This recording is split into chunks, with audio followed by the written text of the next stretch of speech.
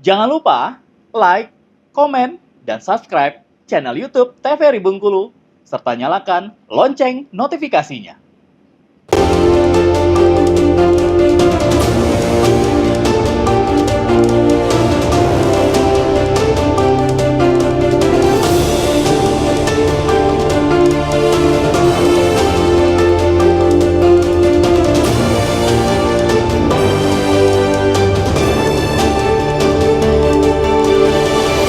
Ya pemirsa, Anda kembali menyaksikan Beranda TVRI Bengkulu di hari yang spesial menyambut Hari Kanker Sedunia yang ke-25 dalam tema Bersatu dalam Tujuan Kita, Unik dalam Kebutuhan Kita.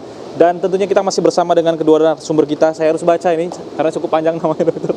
Dr. Mirna SPPK ONKT Torak ya dokter ya? Benar ya, dokter? Wah, udah bisa nih sekarang dokter. Konsultan Onkologi Torak RSUD Muhammad Yunus. Dan juga Ibu Haja Asih Jumiasih selaku Ketua CISC Cabang Bengkulu.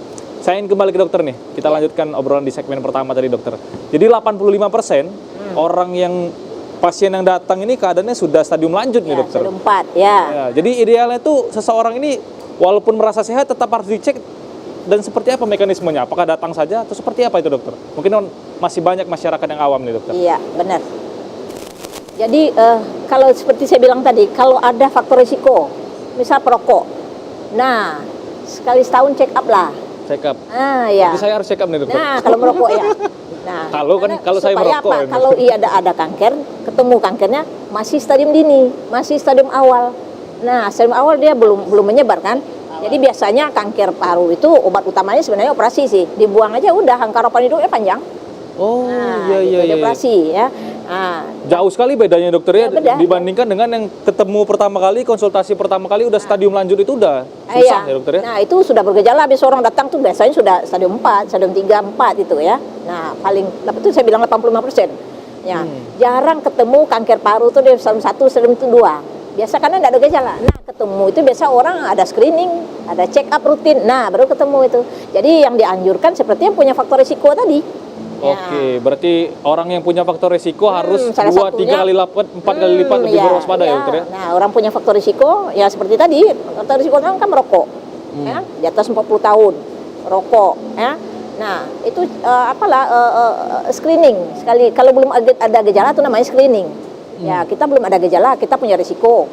Nah di screening, diperiksa pelayanan kesehatan. Nah ada nanti sebentar lagi mungkin sudah ada tuh launching program dari Kemenkes ya untuk screening dan deteksi dini kanker paru ini. Ya baru nih programnya baru. Mungkin sebentar lagi akan jalan nih kerjasama dengan BPJS untuk anunya ya, untuk pemeriksaan ya, ditanggung BPJS. Kalau terkhusus masalah paru ini dia apakah sama dengan medical check up pada umumnya? Apakah memang dia khusus lagi dokter ketika pasien akan memeriksakan dirinya, screening dirinya? Kalau ada faktor risiko seperti itu, belum ada keluhan, nah kita memeriksakan diri, itu namanya screening.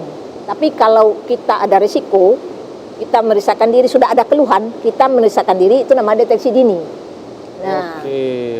Nah itu kelayanan kesehatan aja, nanti dokternya memang check up nanti, memeriksa. Sekurang-kurangnya dulu di layanan primer misalnya bisa sekurang-kurang dulu ronsen torak, ronsen dado, ronsen torak. Nah itu di situ nanti. Nah kalau dokternya curiga nanti ada sesuatu yang lain dilanjutkan. Nah pemeriksaannya. Iya. Berarti sebenarnya nggak cukup juga ya dokter. Misalkan kita datang secara rutin, misalkan satu tahun satu kali untuk medical check up secara umum saja. Berarti nggak cukup juga dokter ya. Harus diperhatikan lagi sebenarnya faktor risikonya. Iya, tentu faktor risiko. Nah kalau ada itu kan jelas faktor risiko merokok, berhentilah merokok. Ya. Simple ya dok sebenarnya dok. Aja. Jadi kita kalau soal kanker ini ya, kanker paru ini ya, semuanya sebenarnya obatnya itu tidak masalah lagi. Pemeriksaan sudah ada di Indonesia, sudah lengkap. Obat-obatnya pun sudah lengkap, sudah ada semua kan.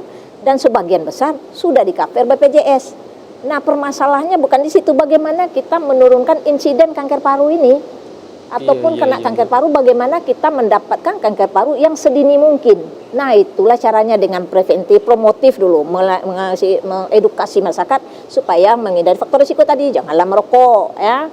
Nah kemudian kalau merokok periksalah, kalau terlanjur merokok ini ya rutinlah pemeriksaan untuk kita screening tadi. Nah untuk deteksi dini dan screening. Nah Berarti... untuk kalau pun dapat kanker dan stadium 1 tadi Nah stadium 1 dia buang aja itu dioperasi ya, obatnya kan operasi itu. Nah harapan hidupnya panjang, bahkan bisa sembuh. Oke, berarti yang jadi PR besar ini upaya promotif dengan upaya Nah, preventifnya itu ya dokter ya. itu, Ini ya. kita masih bingung juga kenapa orang diajak sehat nggak mau sehat ini sebenarnya. Pengen ke Ibu Haja nih. Kira-kira kenapa ya Bu ya? Jadi sebenarnya kan kalau diketahui sedini mungkin sebenarnya banyak penyakit termasuk salah satunya adalah penyakit paru, kanker paru adalah sebenarnya deteksi dini tadi. Kenapa kesadaran masyarakat kita ini masih sangat-sangat minim sekali? Ya, memang kalau Boleh, boleh. cancer itu seperti tadi dikatakan sama Ibu Mirna tadi, bahwa gejalanya itu tidak bisa di apa ya, misalnya ada terasa sakit gitu kan. Kadang-kadang tuh dia muncul tuh ya seperti tidak sakit aja gitu. Jadi tidak ada gejala khusus misalnya seperti orang jatuh ya, terasa sakit kan luka ya. Kalau ini enggak, kadang-kadang seperti yang dari getah bening atau kanker darah gitu kan dia enggak ada gejala sama sekali. Jadi setelah ada pemeriksaan gitu kan, ini kenapa ya kok begini gitu kan. Nah terus ada pemeriksaan itu ternyata diketahui bahwa ini misalnya ya suspek dugaan kanker gitu. Nah itu setelah kita misalnya dirujuk ya ke dokter onkologi, ternyata pemeriksaannya itu lebih lengkap lagi. Ternyata di waktu misalnya ya kalau saya tuh mamografi, di situ mamografi kelihatan bahwa di situ ada kanker di payudaranya. Oke. Jadi seperti di paru-paru juga kan seperti tadi dikatakan sama Ibu Mirna itu bahwa dia merokok biasa-biasa aja, kok nggak ada tanda-tanda begini dan begitu. Setelah diperiksa sama dokter onkologi kan, dokter Mirna, ternyata di situ terdapat kansernya gitu. Nah, Stadium awal gitu ya. stadium awal. Oke, berarti karena masyarakat kita menganggap, kalau kita masih bisa Iya, beraktivitas, karena, badan kita rasanya bugar-bugar aja, ini berarti nggak ada penyakit. Itu persoalan Tapi utamanya. setelah diketahui, ya baru dia mulai stres itu.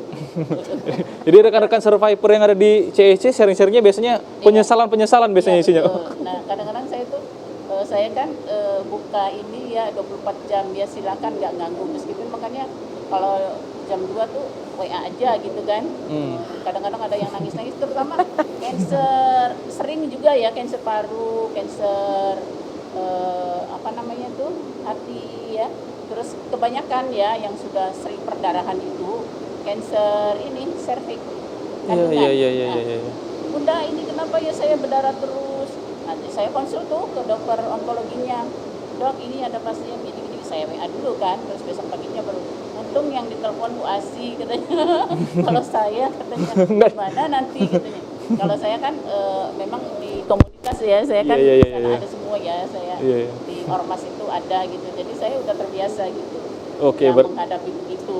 Nah, jadi waktu itu ada dia nangis-nangis terus sampai kadang-kadang tuh ada yang sampai saya nganter operasi ya, operasi juga saya antar gitu, dampingi lah ya. Iya. Dampingi di situ orang sakit, dampingi orang sakit kan. Oke. Kan, Tapi itu bentuk kepedulian Ibu ya, bentuk kepedulian sebagai itu ya ketua Iya, CISC baik, gitu kan. baik Bu, Terus supaya waktu baik. itu habis operasi kan Iya. dia tuh kan kok ini drop gitu. Terus Oke. telepon saya jam 2 malam tuh, ternyata dokternya juga yang jaga lagi tidur. Akhirnya susternya bilang, Oke. Itu menjadi kendala juga berarti iya, Ibu. kendala. Oke. Terus tolong ini akhirnya Oke. Baik. dihubungi juga Oke. dokter. Semakin menarik Ibu. Iya. Ibu aja saya harus potong terlebih dahulu. Ntar kita akan lanjutkan di segmen berikutnya. Baik pemirsa, tetap di Berendo TVRI Bengkulu.